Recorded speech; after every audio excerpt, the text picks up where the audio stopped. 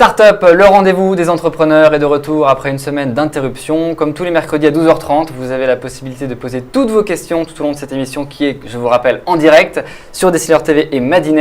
Et si vous le faites en étant connecté à votre compte Décideur TV, vous aurez la chance peut-être d'être tiré au sort et de gagner le téléphone des décideurs offert par notre partenaire Invoxia. Que voilà! Historique, certains observateurs n'ont pas eu peur des superlatifs pour qualifier les mesures en faveur de la création d'entreprises annoncées par le président de la République à la fin des assises de l'entrepreneuriat le 29 avril dernier. Ce qui est sûr, c'est que François Hollande a fait une belle déclaration d'amour aux entrepreneurs après l'épisode cet hiver des pigeons. Assises de l'entrepreneuriat et maintenant, c'est le thème de l'émission du jour et pour en parler, nous avons la chance d'avoir sur ce plateau les deux grands initiateurs de ces assises. Philippe Ayad, bonjour. Bonjour. Alors, vous étiez déjà venu sur ce plateau, pour ceux qui suivent Startup, il y a plus d'un an maintenant avec Pierre Kosciusko-Morizet. Je rappelle que vous êtes entrepreneur, investisseur dans le fonds Serena Capital, fondateur de l'association 100 000 entrepreneurs et comme je disais, vous êtes un des grands initiateurs de ces assises en ayant écrit un rapport prenant un New Deal entrepreneurial remis à Fleur Pellerin en octobre dernier. À vos côtés, sur ce plateau également, Jean-David Chamboredon, bonjour.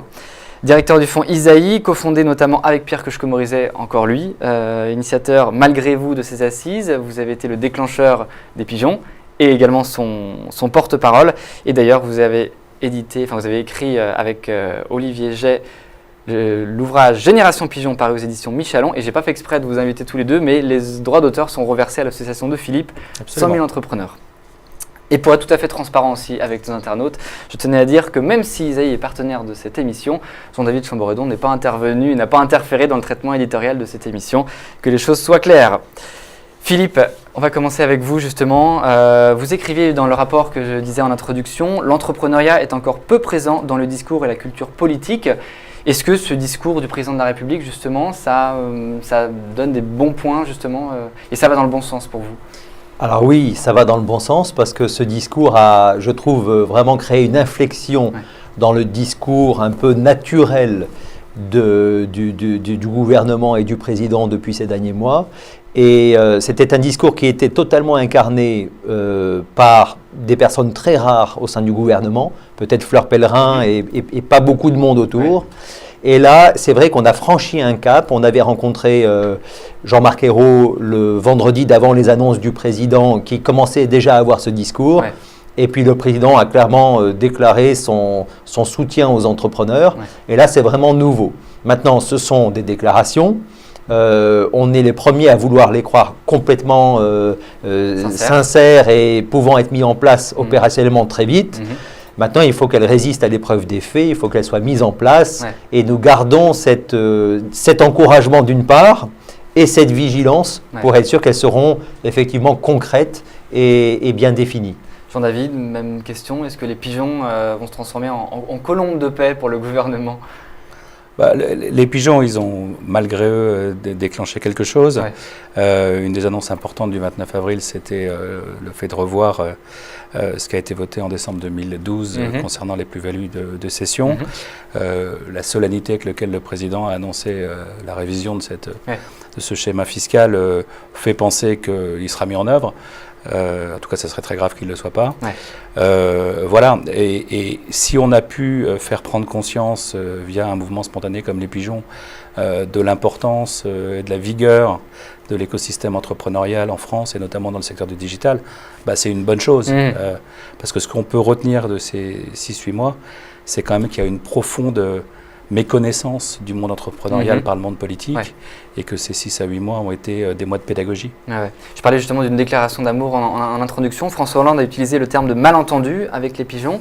Vous, avec du recul, justement, comment est-ce que vous expliquez ce qui s'est passé, ce fameux article 6 du projet de loi de finances dont on parlait ? Malentendu, c'est une façon un peu légère d'expliquer les choses. Moi, j'aurais plutôt parlé de bourde. Mais bon, il a choisi le mot malentendu. Ce qui est certain, c'est que la loi de finances, elle voulait sans doute taxer l'argent facile, la spéculation, des choses comme ça, et qu'en victime collatérale, elle était en train de détruire les écosystèmes financés par les business angels. Voilà, donc appelons ça malentendu si c'est politiquement correct.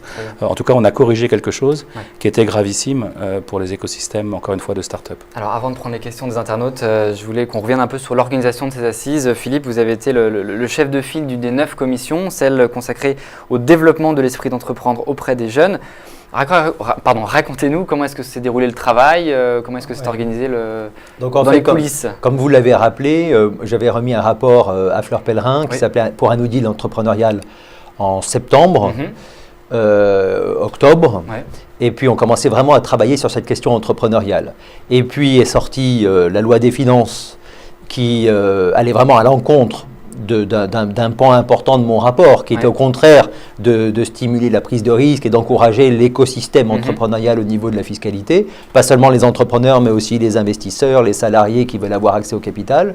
Et donc à partir de là, ça a un peu figé l'élan entrepreneurial au sein du gouvernement.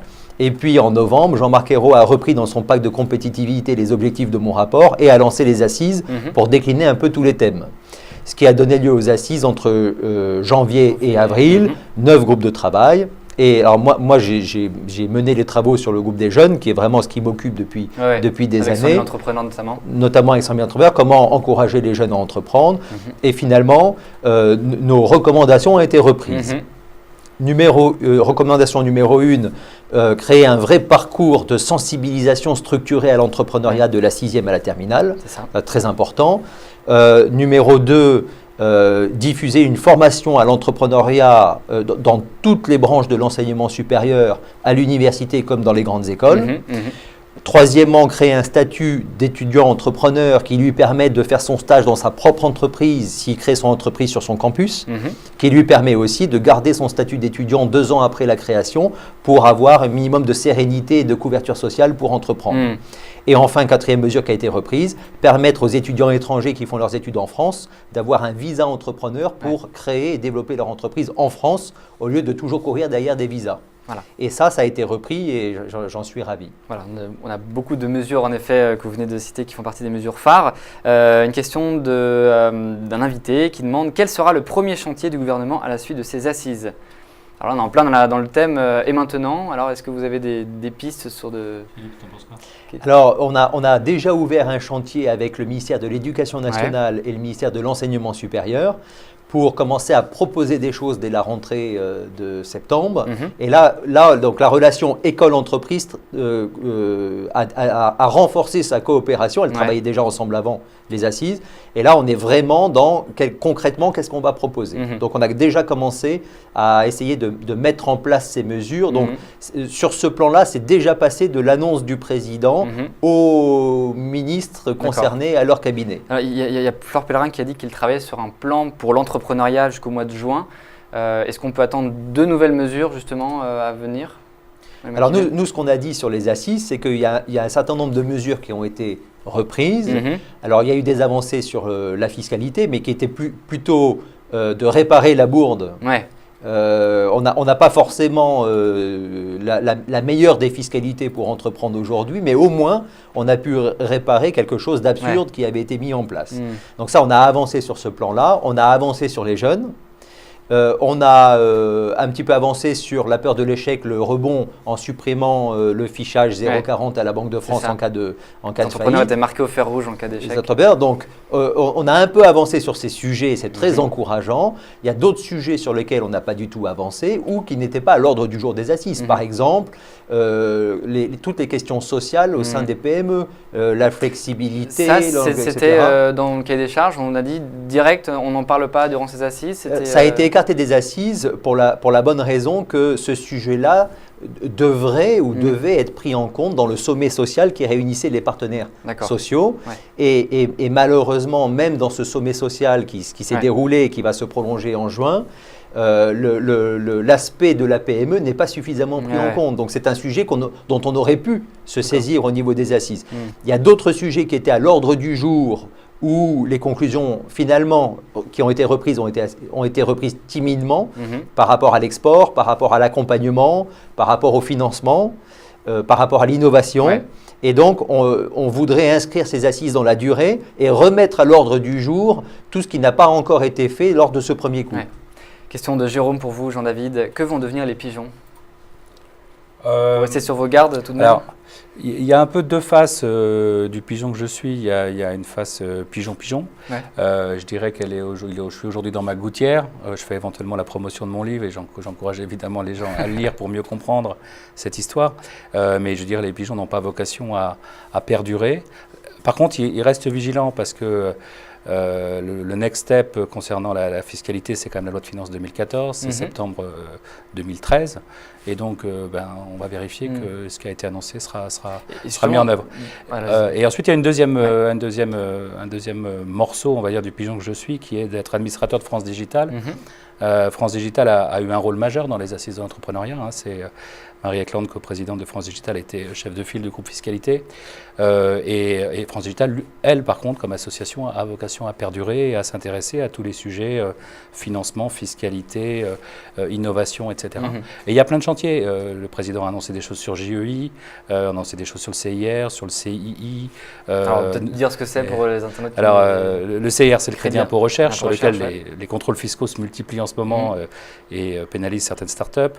JEI, c'est les jeunes entreprises innovantes avec des réductions de charges sociales en fonction de l'activité qu'elles ont. CII, c'est le crédit impôt innovation pour certaines activités d'innovation qui ne sont pas de la R&D. Donc tout ça, c'est des chantiers sur lesquels, on va dire, c'est work in progress. Et il y a un sujet qui a été évoqué dans le groupe Fiscalité et qui n'a pas été repris par le président, et je pense qu'il apporte beaucoup de vertus pourtant. C'est ce qu'on a appelé le compte investisseur-entrepreneur, qui est l'idée de donner aux business angels et aux entrepreneurs la possibilité de réinvestir l'argent en sursis d'imposition. Et tant qu'ils investissent, il n'y a finalement pas de plus-value à payer. Puis le jour où ils veulent récupérer le cash pour s'acheter une maison, à ce moment-là, ils payent un impôt. Ça, c'est un sujet qui n'a pas été repris et je pense qu'il a beaucoup de vertus. Aujourd'hui, pour réinvestir, c'est compliqué. Il faut avoir 8 ans de détention, 10%. Enfin, il y a des contraintes qui ne correspondent pas au monde des startups. Donc, c'est aussi un chantier sur lequel on va essayer de faire avancer les choses. Alors, Julien revient sur l'histoire du malentendu ou de l'incompréhension. Il demande, malentendu ou incompréhension, c'est un peu la même chose, non? Est-ce vraiment possible qu'ils n'y comprennent rien? Alors, la découverte du monde politique. Je peux dire une chose. Au mois d'octobre-novembre, j'ai rencontré beaucoup de gens à Bercy, au Parlement. Vous l'expliquez d'ailleurs dans le livre. Et à un moment donné, j'ai expliqué des choses que je pensais évidentes, qui étaient que les business angels et les capitaux risqueurs financent des sociétés en perte. Et j'ai vu beaucoup d'incrédulité dans les yeux de mes interlocuteurs. C'est-à-dire qu'ils se sont dit, est-ce que ce gars-là est en train de nous pipoter Et puis j'ai dit, non, moi je finance des entreprises en perte, les business angels financent des entreprises. Donc cette mécanique, dont on parle. Cette mécanique de financement des pertes par des fonds propres, c'est finalement quelque chose qui n'est pas connu par tout le monde. Nous, ça nous paraît évident parce que, évidemment, c'est notre métier. Mais un député, il n'est pas au courant. Un conseiller ministériel à Bercy, il n'est pas forcément au courant. Donc, globalement, je pense qu'il y a effectivement une méconnaissance de la façon dont fonctionnent les nouveaux écosystèmes et que l'épisode des pigeons, des assises, a permis de réduire cette méconnaissance. Philippe, même type de question quand on est un entrepreneur comme vous êtes, pragmatique, vraiment toujours dans l'action. Est-ce que la sphère politique, c'est pas frustrant d'une certaine façon, avec les lourdeurs, avec tout oui, c'est frustrant parce que les process sont très longs, puis il y a beaucoup de gens qui doivent prendre part à la décision, donc il y a des blocages en tous sens, donc ça c'est compliqué. C'était aussi compliqué, moi je trouve, fin 2012 avec l'affaire de la fiscalité, parce que on s'est quand même heurté, pas chez tous, mais chez certains ministres et certains parlementaires, on s'est heurté aussi à des problèmes un peu d'idéologie. C'est-à-dire que on sait souvent, les conversations sont souvent braquées sur des oppositions capital-travail. Et ça a été dur aussi à désamorcer. Et là où je trouve qu'il y a une vraie inflexion de la part du gouvernement depuis quelques mois, c'est que j'ai l'impression qu'on est en train un peu de dépasser cette opposition et qu'aujourd'hui on est en train de se dire mais il faut du capital et il faut des entrepreneurs pour créer le travail. Et ça je trouve que c'est vraiment une grosse avancée. Je dois dire ensuite, pour l'avoir vécu de l'intérieur, qu'il y a par contre inversement des ministres au sein du gouvernement qui ont une vraie connaissance de l'entrepreneuriat et qui ont vraiment poussé sans arrière-pensée les enjeux qui nous sont chers. Alors justement, il y a une question de Bat qui demande quel ministre est le plus entrepreneur? Moi, de ceux que j'ai rencontrés, c'est Fleur Pellerin pour moi. Vous connaissez très bien d'ailleurs pour avoir été son professeur à l'ESSEC. Oui, il y a un petit moment. Oui. Vous, à votre avis, c'est Fleur Pellerin qui a le plus poussé dans ce sens? Je confirme. Autre question, Oseo est-elle vraiment utile? Alors on est sur une question un peu plus large, mais est-ce que c'est... Quel est votre avis sur Oseo, peut-être Jean-David? Je pense qu'Oseo fait bien son travail, mais que tous les dispositifs ESO sont mal connus des entrepreneurs. Moi, j'ai regardé sur le portefeuille de 9 sociétés dans Isaïe, il n'y en a que 2 qui ont profité d'avances remboursables au zéro. La plupart ne doivent pas savoir tout ce que fait au zéro. Il y a toujours de la part des entrepreneurs un arbitrage à faire entre des machins où il faut remplir des dossiers et où, au bout d'un certain temps qui n'est pas forcément très bien connu, on peut obtenir quelque chose. Et puis le fait de dire je m'occupe de mon business, je ne remplis pas les dossiers et donc j'ignore ce type de dispositif. Donc j'ai l'impression que l'offre au zéro est bonne, elle est mal connue et elle est sans doute un peu lente à mettre en place. Jérôme nous demande quel était le rôle de la BPI, la Banque publique d'investissement, dans ces assises. Est-ce Elle a participé, elle a été contactée sur certains groupes de travail, notamment sur le groupe de travail fiscalité, financement, innovation. Ensuite, c'est une pièce maîtresse pour la suite parce qu'on l'a vu d'ailleurs lors de la cérémonie à l'Élysée, elle a été de très nombreuses fois citée. La crainte des entrepreneurs au niveau de la BPI, c'est de dire est-ce qu'on n'a pas construit un machin politique davantage destiné à servir certains intérêts politiques que vraiment servir les entrepreneurs. Oseo va-t-il continuer à être aussi efficace dans cet ensemble? Le départ de François Drouin d'ailleurs n'est pas forcément bon signe, c'est quelqu'un qui a beaucoup fait pour les entrepreneurs et donc il part, qu'est-ce que ça va devenir? Donc la BPI a un rôle à jouer, il ne faudrait pas que ce soit trop politisé, il faut que ce soit très opérationnel. Quelle est la mesure qui n'a pas été retenue lors des assises qui vous tenait à cœur? Anna nous demande. Moi, je reviens sur mon compte investisseur entrepreneur parce que je pense que c'est une très bonne idée qui est née naturellement du groupe Fiscalité, qui est de concevoir un modèle dans lequel effectivement un particulier, une personne physique, qu'il soit entrepreneur ou business angel, soit quelqu'un qui naturellement recycle son argent dans l'économie et soit encouragé à le faire. Et je pense que l'idée n'est pas morte et j'espère qu'elle ressurgira. Alors, Anna, toujours elle, nous demande la priorité des startups aujourd'hui, c'est le financement. Les mesures proposées lors des assises à ce sujet ne sont-elles pas trop longues dans le process? Alors, si on prend le sujet cœur de ce qui a été annoncé par François Hollande, c'est-à-dire la fiscalité des plus-values pour les personnes physiques, aujourd'hui, on a recréé, on est revenu à quelque chose qui est semblable et quelquefois plus favorable que la fiscalité d'avant la loi de finances 2013. Donc on est dans un modèle où a priori l'entrepreneur n'est pas confisqué en cas de cession et où le business angel n'est pas dissuadé d'investir. Et ça, c'est à effet immédiat. La seule chose qu'il faut, c'est croire à ce que le président a annoncé va être traduit dans la loi. Et d'ailleurs, Fleur Pellerin a annoncé que la loi de finances 2014 serait rétroactive sur 2013. Donc c'est valable dès aujourd'hui, dès maintenant. Pensez-vous que les investisseurs ont été frileux en 2012 à cause des annonces du gouvernement? C'est plus que frileux. Il y a eu un coup de frein. Il y a eu un vrai coup de frein en 2012. Il y a eu un moins 39% sur le quatrième trimestre, qui est hallucinant, alors que c'est un marché qui croissait de 10 à 20% par an. Donc c'est du moins 50. Et c'était dû à une totale stupéfaction. Puisque la bourde, puisque appelons ça comme ça, était telle que les gens étaient stupéfaits. Les pigeons n'ont-ils pas fait peur aux investisseurs, notamment internationaux? Bat nous demande. C'est très compliqué. C'est vrai que l'image de la France au travers des sujets type taxation des plus-values, affaire Dailymotion, taxation à 75% des hauts revenus, etc., passe notamment dans les pays anglo-saxons pour un pays complètement zarbi. Et évidemment, la presse New York Times, Wall Street Journal, Financial Times, ils sont ravis de faire leur une en disant les Français sont encore plus zarbis qu'on le pensait, regardez cette histoire, regardez cette autre. À l'envers, je pense que la pression qui a été mise par ces médias vis-à-vis du gouvernement français au début de l'histoire des pigeons, finalement était positive parce que effectivement l'image de la France elle est importante et on ne peut pas faire des choses dans une économie globalisée, des choses absurdes qui ne tiennent pas compte des règles du jeu, des règles business, des règles de la simple règle mécanique économique. On ne peut pas faire les choses comme ça. On est intégré dans l'économie mondiale. Question de Sophie. Alors là, on sort un petit peu du sujet. 100 000 entrepreneurs, ça marche la sensibilisation? Point d'interrogation. Oui. Là, ça fait 6 ans maintenant que oui, 6 ans. l'association existe? En fait, ça fait 6 ans. Donc, des entrepreneurs vont dans les classes pour témoigner, pour raconter leur aventure. Et finalement, écouter une histoire d'entrepreneur, c'est la meilleure façon de donner envie, quelque part, d'entreprendre. Et donc, en 6 ans, on a sensibilisé 150 000 jeunes. Chaque jour, 10 interventions se déroulent dans les classes, donc ça marche très bien. Cette année, on a eu plus de demandes d'enseignants que de disponibilité d'entrepreneurs. Et pourtant, on a 4000 entrepreneurs en réseau pour intervenir. On est ouvert dans 10 régions en France. Donc, il y a une vraie demande. Et moi, je trouve que ce que l'on est en train de vivre avec les pigeons, avec les assises, c'est finalement une réaction de la communauté entrepreneuriale et plus globalement de tous ceux qui ont envie de créer en France et de porter des projets en France, qui se disent, mais nous, on ne peut pas se résoudre à la déprime, à la morosité ambiante, au discours défaitiste que l'on entend. Et donc, nous, sur le terrain, on va dire qu'il y a des choses qui fonctionnent et on a envie de les vivre.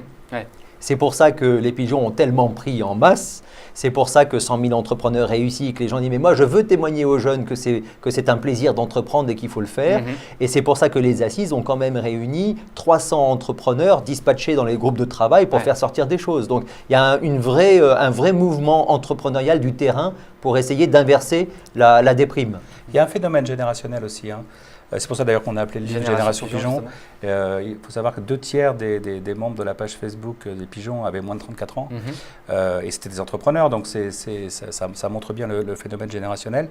Ça veut dire quoi? Ça veut dire que la France, elle a conscience par ses générations les plus jeunes, alors génération Y, génération W, je ne sais pas comment on les appelle, qu'il y a une mutation économique. Et que la mutation économique, elle passera par des initiatives individuelles. Et passera par des gens qui prendront en main leur destin, pas des gens qui attendront que les choses tombent du ciel. Et ce sujet-là, je pense qu'il est totalement essentiel dans le rebond, le sursaut, je ne sais pas comment on doit l'appeler, que la France, je l'espère, va connaître. Alors, il y a certains justement entrepreneurs qui ne sont pas reconnus dans ce mouvement des pigeons, qui ne voulaient pas qu'on soit étiqueté comme, les entrepreneurs étiquetés avec pour seul objectif l'appât du gain. Qu'est-ce que vous leur répondez à ça? C'est une génération aussi. On a donné la parole aux anti-pigeons dans le livre de façon. Et non-pigeons, il y a un chapitre. Voilà, non-pigeons ou anti-pigeons, il y a les deux. Alors je crois qu'il y a un peu deux sortes. Il y a les gens qui n'ont pas aimé la forme. Et comme elle était improvisée, spontanée, etc., forcément la forme elle a été ce qu'elle a été. Mais des gens qui ont eu le sentiment que c'était un peu du poujadisme, il y en a qui ont parlé de petits partis, il y en a qui ont parlé de choses comme ça, donc qui n'ont pas aimé la forme. Il y a des gens aussi qui n'ont pas compris le sujet de la chaîne de financement, qui ont cru que c'était l'entrepreneur qui réfléchissait pour lui-même, pour sa plus-value à lui. Alors que moi, mon sujet de départ, c'était mais comment les entrepreneurs vont financer leur entreprise si les business angels sont dissuadés d'investir dans leur boîte. Et une fois que ces gens-là ont compris le problème de la chaîne de financement, ils se sont ralliés au mouvement des pigeons très naturellement. Alors évidemment, la question, on ne peut pas s'en passer sur la politique pour les pigeons. Donc j'unis 2 questions. Louis nous demande, le mouvement des pigeons s'est-il toujours voulu apolitique et vous avez souvent évité différentes tentatives de récupération, mais peut-on pour autant être un pigeon de gauche? Oui, il y a une majorité de pigeons de gauche. Vous n'avez pas votre carte à l'UMP, ni au MEDEF. Absolument. Vous avez voté d'ailleurs, pour une petite anecdote, pour Sarkozy en 2007 et Hollande en 2012, c'est bien ça? Non, je n'ai pas voté pour Hollande en 2012, je me suis abstenu en 2012. Je n'ai pas voté pour Sarkozy, on va dire ça comme ça. Dans le bouquin Génération Pigeon, il y a une 12aine de portraits, je crois que la majorité a voté pour François Hollande. Ça veut dire que sans doute la majorité des pigeons sont de gauche. Ils sont en tout cas historiquement ou culturellement de gauche. Parce qu'ils sont jeunes, parce qu'ils viennent de milieux pas particulièrement favorisés, etc. Et le mouvement est resté totalement apolitique. On a réussi à évacuer les gens qui voulaient nous emmener dans une logique de politisation. Créer un parti des pigeons. Pas forcément un parti, mais en tout cas se mettre dans l'opposition. Nous, on n'a pas dit ça. On a dit on ferme fin octobre, début novembre la page et on rentre dans un modèle de concertation avec le gouvernement parce qu'on ne va pas attendre 2017 pour que la bourde soit réparée. Voilà, parce que l'opposition elle nous disait attendez 2017, votez pour nous en 2017. Mais ça n'a aucun intérêt. Alors, juste pour compléter ce que je dis, Jean-David, il y a eu alors là pour le coup, un malentendu vis-à-vis du grand public avec les pigeons. Certains ont pu penser que l'entrepreneur se réveille le matin en voulant optimiser sa fiche d'impôt et que c'est ce qui motivait son combat. Et on répète jamais assez que la première impulsion de l'entrepreneur pour entreprendre, c'est de porter le projet qu'il a défini à partir de son talent ou de ses envies. Et c'est ça qui motive. Moi, je n'ai jamais rencontré un entrepreneur dont la première motivation était de gagner le maximum d'argent. Ça vient avec et c'est important, mais la première motivation, c'est d'avoir une idée, d'avoir un projet, de vouloir le porter. Et ça, c'est ni de droite ni de gauche, et c'est ce qu'on a répété à François Hollande à l'Élysée. Il ne faut pas en faire un enjeu politique, parce que c'est tout sauf politique, en fait. En fait, vous êtes un lobby des entrepreneurs, c'est ce que nous dit Baptiste. Un e-lobby. Un e-lobby. Julien nous demande, au final, 44 mesures retenues sur 350, ça fait très peu. Vous n'êtes pas déçu? Non, en fait, ce n'est pas 44 sur 350, c'est 14 sur 44. C'est ça. Il y a eu 350 participants à l'ensemble des assises, 44 mesures, 14 retenues. C'est la raison pour laquelle on veut absolument inscrire les assises dans la continuité, dans la pérennité. Donc on dit que c'est simplement une première étape. Ouais. On va commencer à travailler avec les portes qui ont été ouvertes et on va s'engouffrer dedans, on va les mettre en place. Et puis on ne veut surtout pas que les assises stoppent. Et il y a d'autres sujets qui seront mis à l'ordre du jour vraisemblablement rapidement. On parle justement, là vous me faites ma transition, d'un haut commissaire à l'entrepreneuriat et il y a un nom qui circule, c'est de Philippe Ayat notamment. C'est qui celui-là? Il paraît qu'il est sur ce plateau. Alors le nom a circulé après que j'ai remis mon rapport en octobre. Ouais. Et il a plus beaucoup circulé à partir du moment où ils ont annoncé la loi des finances, puisque là j'ai dit, écoutez, vous êtes en train de faire l'inverse de ce que je préconise dans le rapport, donc je ne peux pas imaginer pouvoir m'intéresser à ce poste-là, puisqu'il faut que je sois en phase avec mes convictions. Et depuis ce jour-là, on ne me l'a plus reproposé. Ah ouais. Et donc, et puis, je ne sais pas si ce poste est toujours d'actualité. Mais de toutes les façons, une chose est sûre, c'est qu'il faut qu'on soit un entrepreneur. Forcément, il fait des choses pour qu'il y ait une application directe et pragmatique. Et il faut qu'il soit à l'aise avec ses propres convictions. Et vous, ça vous intéresserait de rentrer en politique? Parce que là, pour le coup, on rentrerait dans le non, je crois que j'aime trop être entrepreneur pour faire de la politique. C'est ce que je pensais aussi. Mais j'ai beaucoup de respect pour avoir travaillé avec la plupart j'ai beaucoup de respect pour ces politiques qui travaillent vraiment comme des fous, qui sacrifient beaucoup de choses pour faire avancer leurs idées et la plupart d'ailleurs le font avec beaucoup de sincérité. Donc j'ai beaucoup de respect pour la fonction politique, mais j'ai beaucoup d'amour pour la vie entrepreneuriale que je vis depuis 20 ans et je n'ai pas envie de changer. Question de fin, je pense, de cette émission. Sophie, du coup, on peut rester en France pour entreprendre. Alors aujourd'hui, c'est la récession, on vient d'annoncer ça, l'INSEE. Est-ce qu'il faut quand même rester en France, Jean-David? On peut rester en France pour entreprendre, on peut aussi partir pour revenir, on peut partir pour ne pas revenir. Maintenant qu'il y a les visas entrepreneurs aussi, donc, je pense que le monde est un monde ouvert et on ne va pas dire aux gens ne partez pas, c'est absurde, etc. Je pense que si commence à avoir une diaspora entrepreneuriale française dans des villes comme Londres, New York, San Francisco, etc. Et ça ne peut pas faire de mal. Mais globalement, on peut à nouveau, en tout cas, espérer être financé par des business angels. Ce qui était devenu hors dispositif ISF-PME, très improbable avec la loi de finances votée en 2012. Très bien. Affaire à suivre donc ces assises. Merci d'avoir participé à cette émission, messieurs. Je rappelle les ouvrages de chacun, donc Génération Pigeon aux éditions Michalon et Philippe Ayat. Vous avez également signé un ouvrage qui s'appelle Entreprenez aux éditions de l'Archipel et L'entrepreneur et l'indigné. Vous aussi, vous êtes révolté. À ma façon, indigné à ma façon, exactement, pour la bonne cause entrepreneuriale. Vous avez préféré l'action à l'indignation. Merci à vous également d'avoir suivi, d'avoir posé toutes vos questions. Merci à Cédric Gasperini qui a réalisé cette émission et à Dimitri Jouan qui l'a cadré. La semaine prochaine, on parlera Big Data avec Raphaël Zir, le directeur de NetBooster, et Gilles André, le CEO de Polyspot. Je vous souhaite un très bon appétit et à mercredi prochain.